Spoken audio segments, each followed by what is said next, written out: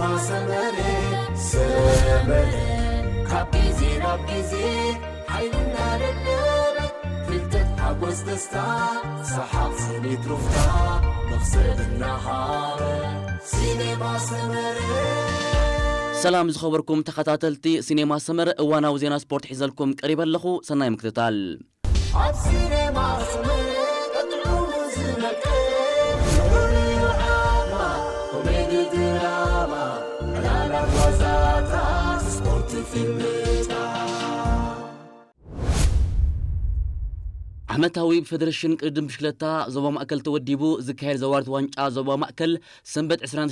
قنبوت 2022 اب مايدا منت كبابي بيت قرقش وردرو اهادي لفليمو ابزي كاب 20 كساب 5 سنه 2022 زكاير وردر زوارت وانجا زوبا مأكل كلهم تقدادمتي داكورس بخلتي صوتا ناي برخان ناي كتمان كمون ناي غزي ناي غانتا ناي ولقن وردر ككايدو مدت تحيزلهم اللهم أبطوتها مسئن من لسفة لما أنجيهم وردروم زكايدو تقدمتي جونيور دك تبعتيو خينهم 9 كيلومتر نمشفان أم مسرع ترخيبهم وردروم جميروم أبتعلت كلتنا نتبنا جزيم قوششن زوهب أمون قوطبتها وردر تسريع اللهم نيروم تقدمتي ميلكياس مأكل موائل قرماي كلتيوم كاب غانتا أسبيكو إيفن يمان كاب غانتا إريتل أما ب3 كيلومتر تداليان زنبرت قدامي تقطبتها وردر كاب قدامي كساب سالساي بمئتاو بقدم تختل 3 كلتا حد نتبن ناي جزيم قوششن وسيدوم تقدمتي إيلود كفلوم كاب غانتا سنبل ميلكياس مأكلن تدروس دانيال كلتيوم كاب غانتا أسبيكو أما ب6 كيلومتر نزنبرت كالي تقطبتها وردر كعوتو خلو أمود أتا أبزكايدو وطبتها وردر دما تقدمي أمان عينون بولكي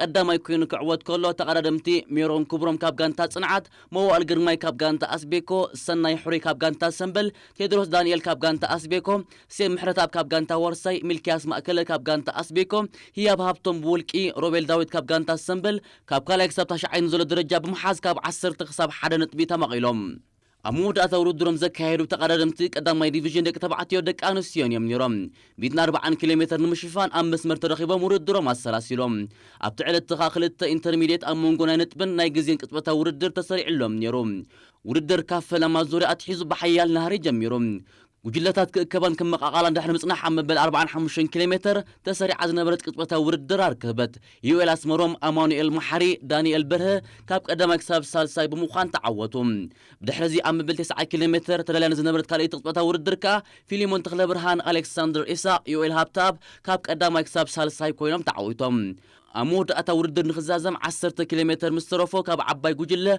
بنوح مليقوم مستفلي ناي ولك تقدمتي إيفن محرت أب يافيس إستيفانوس نهم كفله نوردرون ب3 ساعات 10 دقيقة 4 شمونتن كاليتن بزوخن غزي كاب قدام كساب سالساي ناي مدرخ عوتا مزجيبوم عباي جوجله أب زكيرتو حيال قصبتا وردر دم ألكسندر إسا بولكي سامسوم هابت كاب غانتا أسبيكو نياتر أسومن يوئل هابت أبن كلتيوم كاب غانتا إريتل باولوس قبر ميكيل كاب غانتا دندن فانويل حيلا بولكي سيعيبوم ناي مدرخ عوز زمزقبو تقدمتيوم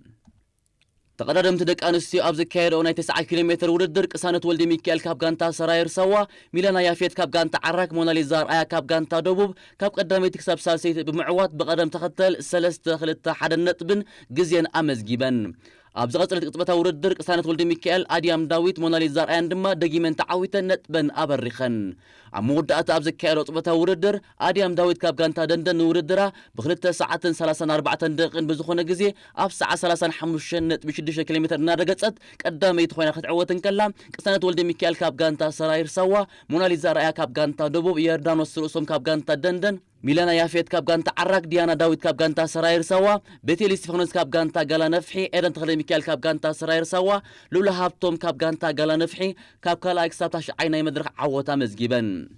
قدام 28 قنبوت 2022 وردروم زكايرو تقدمتي يوز دك تبعتيو ناي 6 كيلومتر قدام يكونوا ناي مدرع عاوز زمزغبه تقدام غانتا نسري توماس افورق خون كله تقدمتي ناتان تسفالم غانتا صنعت ناود موسى غانتا نسري افريم زرقابر غانتا ناتنا ساميل بخروصيان غانتا غورايف ملكياس توماس غانتا نسري اسي غزان توماس ولدن كلتيم بولقي هرمون إساق كاب غانتا صنعت ناتنا الغويتوم كاب غانتا دي اتش ال كاب 10 حدا كساب حدا نطبي رخيبوم ፖላንዳዊ አጥቃዓይ ባየር ሙኒክ ሮበርት ሌቫንዶቭስኪ ካብታ ጋንታ ክፋኖ ከም ዝደሊ ብዕሊ አፍሊጦም ሌቫንዶቭስኪ ኣብታ ጋንታ ዝነበሮ ታሪክ ኣብቅዒ ብምባልዩ ንሓድሽ ፈተነ ካብታ ባቫሪያዊት ጋንታ ክለቅቕ ከም ዝደሊ ኣብ ዝገበሮ ጋዜጣዊ መግለፂ ሓቢሩ ሌቫንዶቭስኪ ምስ ሙኒክ ገና ዘይወደኦ ናይ ሓደ ዓመት ውዕሉ እኳ እንተሃለዎ ኣብ መፈለምታ ናይዚ ሒዝና ዘለና ወርሒ ግን ስፖርቲንግ ዳይሬክተር እታ ጋንታ ሃሳን ሳልሃሚዲች ሌቫንዶቭስኪ ናይ ምውፃእ ድሌቱ ከም ዝገለጸሉ ሓቢሩ ምንባሩ ዝዝከር እዩ ሎሚ ሓደ ነገር ከረጋግጸልኩም ምደለኹም ታሪኸይ ምስ ሙኒክ ኣብዚ ኣብቂዕሎም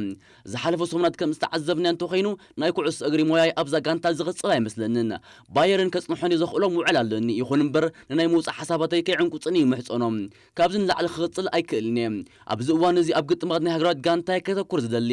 ንምፃኢ ዝምልከት ድማ ድሕሪ ኣብ ጉራ ግጥማት ክዝትየሉ ንሕጂ ግን ኣብዚ ኣኽልኒ ክብል እቲ ጎል ማሽን ናይ ምውፃእ ድሌቱ ብዕሊ ኣብ ኣደባባይ ገሊጹ ሌቫንዶቭስኪ ኣብ 2014 ብነፃ መስርሕ ምስጋር ካብ ቦሩሲያ ዶርትመንድ ናብ ባየር ሙኒክ ድሕሪ ምስግጋሩ ምስታ ባቫሪያዊት ጋንታ ብምዃን 8 ጽዋዓት ቡንደስሊጋን ሓንቲ ድማ ዋንጫ ሻምፒዮንስ ሊግ ኤውሮጳን ኣልዕልዮም ሌቫንዶቭስኪ ኣብዚ ዓመተ ስፖርት ኣብ 46 ግጥማት ባየር ሙኒክ 50 ሸቶታት ኣብ መርበብ አንጻር ጋንታ ይዕርፍ እዩ ካብዚ ብተወሳኺ ሌቫንዶቭስኪ ኣብዞም ዝሓለፉ 8 ዓመታት ብድምር ማልያ ሙኒክ ወዲኡ ኣብ ዘካየዶም 375 ግጥማት 344 ሸቶታት እዩ ኣመዝጊቡ እዚ ኣሃዝ እዚ ድማ ንገርድ ሙለር ተኸቲሉ ካልኣይ ዝለዓለ ኣመዝጋቢ ሸቶ ናይታ ጋንታ ይገብሮ እስጳኛዊ ክለብ ባርሴሎና መዕረፊ ሌቫንዶቭስኪ ክትከውን ከም እትኽእል ይንገረላ ኣዋርሕ ዝወሰደ መሸጣ ቸልሲ ኣብ መወዳእቱ መዕለብ ረኺቡ ሩስያ ወናኒ ቸልሲ ዝነበረ ሮማን አብራሞቪች ኣብ ወርሒ መጋቢት ናይዚ ዓመት ምስ ኩናት ዩክሬን ተኣሳሲሩ ምስ ፕሬዚደንት ሩስያ ቭላድሚር ፑቲን ጥቡቕ ርክብ ኣለካ ተባሂሉ ኣብ ምድሪ እንግሊዝ ንዝርከብ ዋኒኑ ከም ዝተኣገደ ዝዝከር እዩ ክለብ ቸልሲ ድማ ሓንቲ ካብቲ ተኣጊዱ ዝነበረ ንብረታት እያ ኮይና ጸኒሓ እቲ ሩስያዊ በዓል ጸጋ ነተዘፍቅራ ክለቡ ኣብ ዕዳጋ ኣውሪድዋ መጽንሑ ዝዝከር ኮይኑ ዛጊድ 11 ዝኣኽሉ ሰብ ሃብቲ ክዕድግዋ ሕቶ ኣቕሪቦም እኳ እንተነበሩ ምስቲ ወናኒ ኣብ ጉዳይ ገንዘብ ክሰማምዑ ብዘይምኽኣሎም ግን እቲ ናይ መሸጣ መስርሕ ክደናጎይ ተገዲዶም ኣብዚ እዋን እዚ ግን በኣሜሪካዊ ኣውፋሪ ቶድ ቦሂሊ ዝምራሕ ናይ ማሕበር ኩባንያ ነታ ጋንታ ብ4.25 ቢልዮን ፓውንድ ንምውናን ከካይዶ ጸንሐ ጻዕሪ ፍረ ረኺቡሎም ንቸልሲ ንምውናን ኩባንያኦም 11 ኣውፈርቲ ከም ዝተቃለሰ ዝገለጸ ቶድ ቦሂሊ ቀንዲ ዕላምኦም ደገፍቲ ጋንታ ምኹራዕ ምዃኑ ቃልኣት እዩ ዝሓለፈ ረቡዕ ንመሸጣ ቸልሲ ፍቃድ ዝሃበ መንግስቲ እንግሊዝ እቲ ካብ መሸጣ ቸልሲ ተረኺቡ ዘሎ ገንዘብ ናብ ዝደስከለ ሕሳብ አብራሞቪች ከኣቱ ከም ዝወሰነ ዝፍለጥ እዩ ሮማን አብራሞቪች ድማ እቲ ናብ ዝደስከለ ሕሳብ ዝኣቱ መጠን ገንዘብ ንግዳያት ኩናት ዩክሬን ንምሕጋዝ ዝነጥፋት ዘለዋ ናይ ግብረሰናይ ትካላት ክውዕል ፍቃድ ከም ዝሃበ ይፍለጥ ኢጣልያዊት ክለብ ኢንተር ሚላን ቸልሲ ንሉካኩ ብልቃሕ ክትባ ድፊት ትገብረላ ከም ዘላ ተገሊጾም ካብ ኢንተር ሚላን ናብ ቸልሲ በ97 ሚልዮን ፓውንድ ድሕሪ ምስግጋሩ ንቅዲ ጸወታ ቶማስ ቱኸል ክመልኮ ዝተጸገመ ሉካኩ ኣብ መፋረቕ ናይ ዝዓመተ ስፖርት ንህይወት ኢንተር ናፊቆ ከም ዘሎ ገሊጹ ምንባሩ ዝዝከር እዩ ኣብ ጣልያን ሰፊሕ ሸፈነ ዘለዋ ላ ጋዜጣ ዴሎ ስፖርት ከም ዝገለጸቶ ድማ ሉካኩን ኢንተር ሚላንን ደጊሞም ኣብ ክራማት ክሓብሩ ድላይ ከም ዘለዎም ብምግላጽ እዚ ክኸውን ዝኽእል ግን ቸልሲ ንዝበዝሐ ማህያ ናይቲ ቤልጂማዊ ኣጥቃዓይ ክትከፍል ምስ እትሰማማዕ ጥራይ ምዃኑ ገሊጻ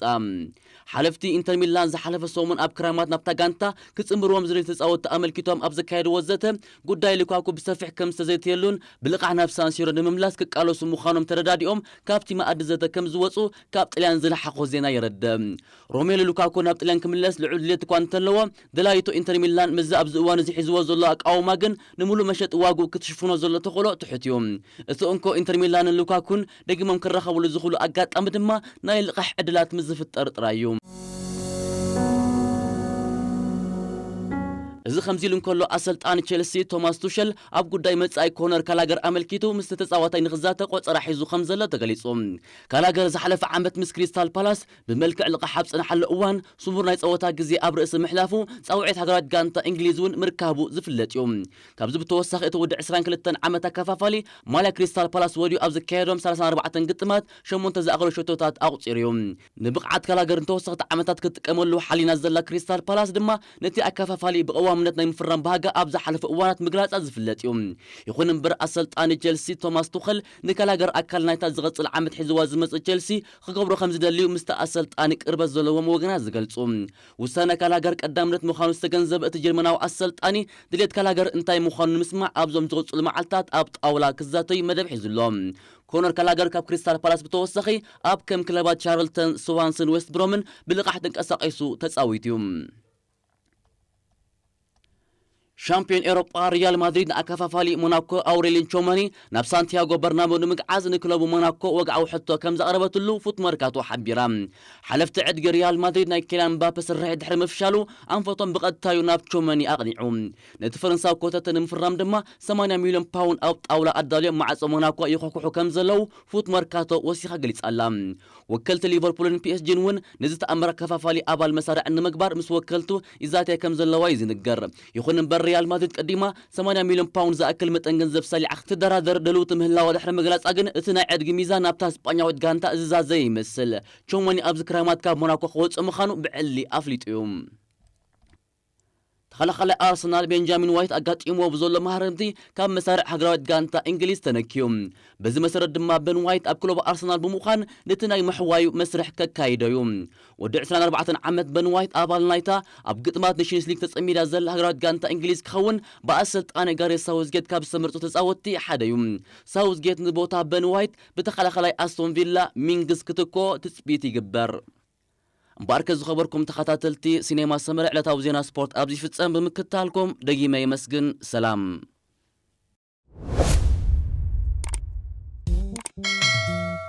ሲኔማ ሰመረ ካቢዚ ናቢዚ ዓይንና ደለበ ፍልጠት ሓጎስ ደስታ ሰሓቕ ስኒት ሩፍታ መኽሰብና ሃረ ሲኔማ ሰመረ ኣብ ሲኔማ ሰመረ ቀጥዑሙ ዝነቀ ዓማ ኮሜዲ ድራማ ዕላላት ዋዛታት ስፖርት ፊልም